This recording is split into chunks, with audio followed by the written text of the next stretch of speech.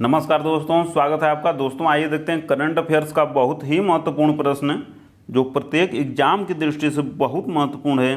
एवं पहला प्रश्न यह है कि 2021-2022 के खरीफ सीजन हेतु धान का न्यूनतम समर्थन मूल्य कितना निर्धारित किया गया है। ए 1940 रुपये, बी 1868 रुपये, सी 1857 रुपये या डी 1848 रुपये। तो आंसर हो जाएगा ये 1940 रुपये धान का न्यूनतम समर्थन मूल्य निर्धारित किया गया। सबसे महत्वपूर्ण कि पिछले वर्ष की तुलना में कितनी वृद्धि की गई है। तो पिछले वर्ष था 1868, इसमें की गई है 72 रुपये की वृद्धि। तो ये हो गया है अब धान का न्यूनतम समर्थन मूल्य 1940 रुपये।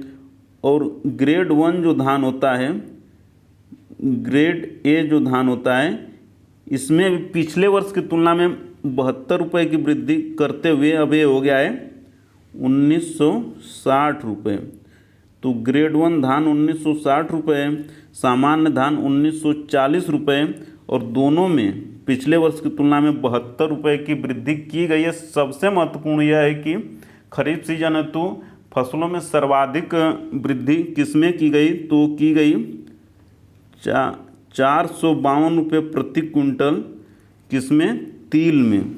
तो तिल में सर्वाधिक वृद्धि की गई 452 रुपये की और धान में 72 रुपये की गई। और धान का एमएसपी है 1940 रुपये और ग्रेड 1 धान की एमएसपी है वर्तमान में 1960 रुपये। इन सभी को ध्यान में रखना है। सर्वाधिक वृद्धि तिल में 452 रुपये प्रति क्विंटल। नेक्स्ट क्वेश्चन है कि एमा राडुकानु ने कौन सा खिताब जीता। ए ऑस्ट्रेलिया ओपन महिला एकल 2021, बी फ्रेंच ओपन महिला एकल 2021, सी विंबलडन चैंपियनशिप महिला एकल 2021 या डी अमेरिका ओपन महिला एकल 2021। तो आंसर हो जाएगा डी अमेरिकी ओपन महिला एकल 2021 का खिताब एमा राडुकानु ने जीता। कहाँ की हैं? तो ये हैं यूनाइटेड किंगडम यानी कि ब्रिटेन की। सबसे महत्वपूर्ण कि किसको हरा कर जीता, क्योंकि अभी ये लेटेस्ट में ही प्रतियोगिता हुई थी। तो ये जीता है हरा को लेला फर्नांडीज को हरा कर जीता है। फर्नांडीज को हरा कर जीता है। कहाँ की हैं? कनाडा की। सबसे महत्वपूर्ण कि ऑस्ट्रेलिया ओपन महिला एकल 2021 का खिताब किसने जीता था, तो ये जीता था Naomi Osaka. Naomi Osaka Japan की हैं। सबसे महत्वपूर्ण कि फ्रेंच ओपन महिला एकल 2021 किसने जीता, तो बारबोरा ने जीता, चेक गणराज्य की हैं। और विंबलडन चैंपियनशिप महिला एकल 2021 किसने जीता, यह भी बहुत ही महत्वपूर्ण है। तो ये जीता Ashleigh Barty. Ashleigh Barty Australia की हैं, जीता विंबलडन। तो इन सभी तथ्यों को भी ध्यान में रखना है। अब देखते हैं नेक्स्ट क्वेश्चन कि अंतर्राष्ट्रीय बुकर पुरस्कार 2021 पुस्तक at night all blood is black के लिए किसे प्रदान किया गया।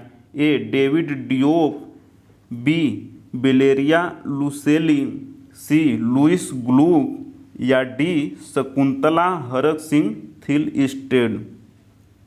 तो आंसर हो जाएगा ए डेविड डियोप जी को अंतर्राष्ट्रीय पुरस्कार 2021 पुस्तक at night all blood is black के लिए अंतर्राष्ट्रीय बुकर पुरस्कार 2021 दिया गया। तो आंसर हो जाएगा डेविड डियोप। वेलेरिया लुसेली को अंतर्राष्ट्रीय डबलिन साहित्य पुरस्कार दिया गया। यह भी बहुत ही महत्वपूर्ण है। अंतर्राष्ट्रीय डबलिन साहित्य पुरस्कार 2021। लुइस ग्लूक को हम लोग जानते हैं कि 2020 का साहित्य का नोबल पुरस्कार मिला है। और शकुंतला हरक सिंह थिलस्टेड, इनको देखिए विश्व खाद्य पुरस्कार मिला है 2021 2021 का। तो इन सभी तथ्यों को भी ध्यान में रखना है। अब देखते हैं नेक्स्ट क्वेश्चन की स्वीडन के संबंध में क्या सत्य है। ए, समावेशी इंटरनेट सूचकांक 2021 में प्रथम स्थान।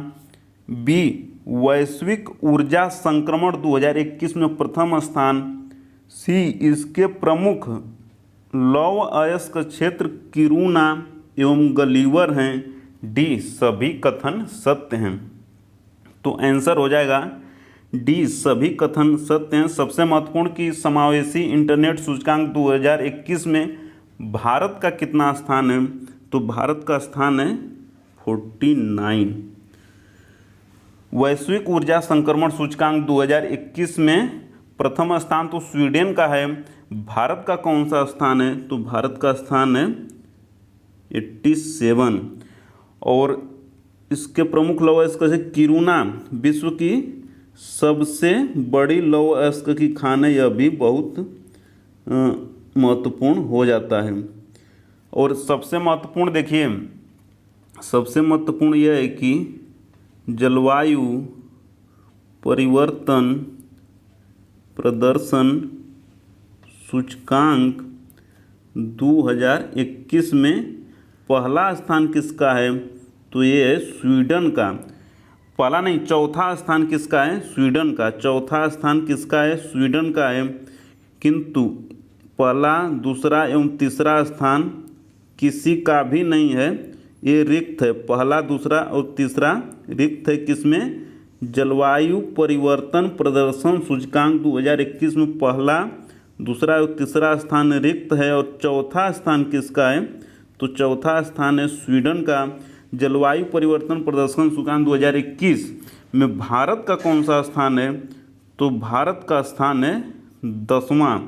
और अंतिम स्थान किसका है, तो अंतिम स्थान अमेरिका का है। इन सभी तथ्यों को ध्यान में रखना है, क्योंकि जलवायु परिवर्तन बहुत ही ज्वलंत विषय बन चुका है इस समय। नेक्स्ट क्वेश्चन है कि भारत एवं किर्गिस्तान के बीच कौन सा युद्ध अभ्यास हुआ। थोड़ा सा यहाँ ऑप्शन में दोस्तों मिसप्रिंट हो गया, लेकिन कोई बात नहीं। आपदा को अवसर में बदलते हुए इस प्रश्न से देखेंगे हम लोग 5 प्रश्न। तो ए, डस्टलिक 2 युद्ध अभ्यास देखिए किसके किसके बीच हुआ है, बहुत ही महत्वपूर्ण है। तो डस्टलिक 2 अभ्यास हुआ है इंडिया और उज्बेकिस्तान के बीच में रानीखेत में। इंडिया प्लस उज्बेकिस्तान के बीच में रानीखेत उत्तराखंड में। जैर अल बहर युद्ध अभ्यास किसके किसके बीच में हो, तो इंडिया एवं कतर के बीच में। इंडिया प्लस कतर के बीच में जैश और बहर कहाँ हुआ है, फारस की खाड़ी में हुआ है, यह भी महत्वपूर्ण है। सी, कि कॉर्पेट युद्ध अभ्यास किसके किसके बीच हुआ है, तो ये हुआ है इंडिया प्लस इंडोनेशिया के बीच में। कहाँ हुआ है, तो अरब सागर में हुआ है। और डेजर्ट नाइट 21 युद्ध अभ्यास इंडिया और फ्रांस के बीच में हुआ है। कहाँ हुआ है, तो जोधपुर में हुआ है। 4 तो ये हो गया। अब जो प्रश्न है कि भारत एवं किर्गिस्तान के बीच कौन सा युद्ध अभ्यास हुआ है, तो युद्ध अभ्यास हुआ है खंजर। युद्ध अभ्यास का नाम है खंजर। सबसे महत्वपूर्ण कि कहाँ हुआ है, तो जगह है बिश्केक। ये जगह कहाँ है, किर्गिस्तान की राजधानी है। तो भारत एवं किर्गिस्तान के बीच कौन सा युद्ध अभ्यास हुआ है, आंसर हो जाएगा खंजर युद्ध अभ्यास। किस जगह पे हुआ है, तो किर्गिस्तान की राजधानी बिश्केक में हुआ है, यह भी महत्वपूर्ण है। अब देखते हैं नेक्स्ट क्वेश्चन। कौन सा संविधान संशोधन अधिनियम राज्यों एवं केंद्रशासित प्रदेशों को यह शक्ति देता है कि वे सामाजिक एवं शैक्षणिक रूप से पिछड़े वर्गों की अपनी सूची खुद बना सकते हैं। ए, 105, बी 104, सी 103 या डी 102। तो ये संविधान संशोधन अधिनियम है 105 किस वर्ष का है? तो इसी वर्ष यानी 2021 का है। यह राज्य एवं केंद्र शासित प्रदेशों को यह शक्ति देता है कि वे सामाजिक और शैक्षणिक रूप से पिछड़े वर्गों को अपनी खुद की उस सूची बना सकते हैं। संविधान संशोधन अधिनियम 105 किस वर्ष का है? 2021 का। 104 संविधानवाद संशोधन किससे संबंधित है? तो यह संबंधित है लोकसभा एवं राज्य की विधानसभाओं में SC ST को आरक्षण देने से संबंधित है 104। 103 किससे संबंधित है? तो 103 संविधान संशोधन बहुत ही महत्वपूर्ण है और यह आर्थिक रूप से कमजोर वर्गों के लोगों को 10% आरक्षण देने से संबंधित है। संविधान का 103वां संविधान संशोधन। और 102 राष्ट्रीय पिछड़ा वर्ग आयोग को संवैधानिक दर्जा देने से संबंधित है। National commission of backward class को संवैधानिक दर्जा देने से संबंधित कौन सा है? 102वां संविधान संशोधन। तो इन सभी तथ्यों को ध्यान इसलिए रखना है कि सुमेलित करने को भी दे देता है। नेक्स्ट क्वेश्चन है कि PM दक्ष पोर्टल एवं मोबाइल ऐप किस मंत्रालय ने जारी किया है? ए रक्षा मंत्रालय, बी विदेश मंत्रालय, सी वित्त मंत्रालय या डी सामाजिक न्याय एवं अधिकारिता मंत्रालय। तो आंसर हो जाएगा डी सामाजिक न्याय एवं अधिकारिता मंत्रालय। किस लिए? तो लोगों में कौशल विकास का प्रशिक्षण देने हेतु, कौशल विकास का प्रशिक्षण देने हेतु कौन सा मोबाइल ऐप एवं पोर्टल जारी किया गया है? दक्ष। बहुत ही महत्वपूर्ण है PM दक्ष पोर्टल एवं मोबाइल ऐप। नेक्स्ट क्वेश्चन है कि 7 अगस्त 2021 को किसकी 150वीं जयंती मनाई गई? ए रविंद्रनाथ टैगोर, बी सत्येंद्र नाथ बोस, सी अवनींद्रनाथ टैगोर या डी आनंद मोहन बोस। तो आंसर हो जाएगा सी अवनींद्रनाथ टैगोर। और सबसे महत्वपूर्ण है कि 1907 ईस्वी में इन्होंने Indian school of oriental art की स्थापना की। 1907 ईस्वी में इन्होंने Indian school of oriental art की स्थापना की। यह भी बहुत ही महत्वपूर्ण हो जाता है। और नेक्स्ट क्वेश्चन है कि भारत का पहला वाटर प्लस शहर किसे घोषित किया गया?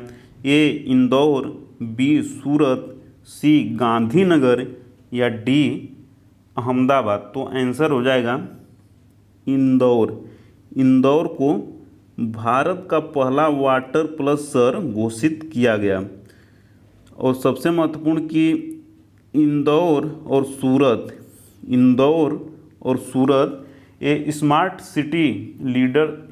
सिटी अवार्ड में पहले स्थान पर हैं संयुक्त रूप से, इंदौर और सूरत। और Ahmedabad smart city award contest में लीडरशिप अवार्ड मिला है। स्मार्ट सिटी लीडरशिप अवार्ड किसे मिला है? तो मिला है अहमदाबाद को। बहुत ही महत्वपूर्ण है दोस्तों। तो इन सभी तथ्यों को ध्यान में रखना है। भारत का पहला वाटर प्लस शहर किसे घोषित किया गया है? तो इंदौर को। नेक्स्ट क्वेश्चन है कि अगस्त 2021 में किसने पानी माँ अभियान चलाया? ए लद्दाख, बी तेलंगाना, सी तमिलनाडु या डी केरल। तो आंसर हो जाएगा ये लद्दाख। सबसे महत्वपूर्ण है कि यहाँ पे 2 झीलें हैं जिनको कि रामसर स्थल सूची में शामिल किया गया है, इनको भी ध्यान में रखना है। तो त्योसोकर और दूसरी त्योसो मोरीरी।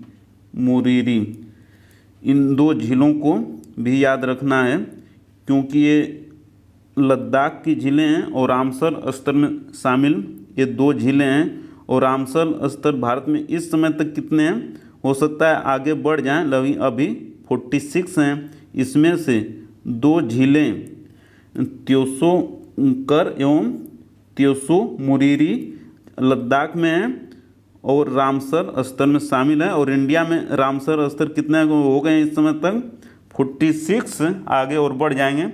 तो आज इतना ही दोस्तों, मिलते हैं जल्द ही अगली वीडियो में। तब तक वीडियो को अंत तक देखने के लिए, लाइक शेयर कमेंट एवं सब्सक्राइब करने के लिए आपका प्रेम पूर्वक बहुत बहुत धन्यवाद दोस्तों, बहुत बहुत धन्यवाद।